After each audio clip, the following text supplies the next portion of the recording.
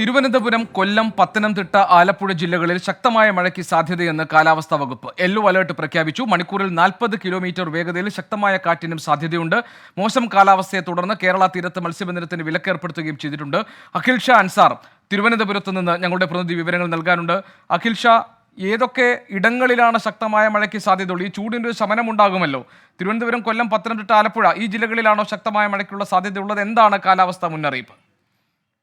ഈ തിരുവനന്തപുരം, കൊല്ലം, പത്തനംതിട്ട, ആലപ്പുഴ ജില്ലകളിൽ തന്നെയാണ് നിലവിൽ മഴ ഉണ്ടായിരിക്കുന്നത്. ഏറ്റവും പ്രധാനമായും തിരുവനന്തപുരം ജില്ലയിൽ കഴിഞ്ഞ കുറെ മണിക്കൂറുകളായി തന്നെ ശക്തമായ മഴ ലഭിക്കുന്നുണ്ട്. ചൂടിനൊരു ആശ്വാസം തന്നെയാണ് മഴ എത്തിയിട്ടുള്ളത്. പക്ഷേ ഇതുമായി ബന്ധപ്പെട്ട് കാലാവസ്ഥാ കേന്ദ്രം ചില മുന്നറിയിപ്പുകൾ നൽകുന്നുണ്ട്. ഈ കേരള തീരത്ത് അതിശക്തമായ കാറ്റിനുള്ള സാധ്യത എന്നാണ് കേന്ദ്ര കാലാവസ്ഥാ വകുപ്പ് അറിയിക്കുന്ന മുന്നറിയിപ്പ്.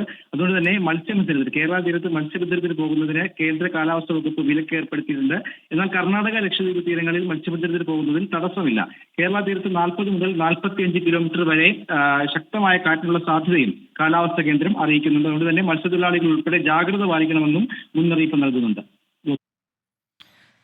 ശരി, അഖിൽ ഷാ അൻസാറാണ് വിവരങ്ങൾ നൽകിയത് തിരുവനന്തപുരത്ത് നിന്ന്.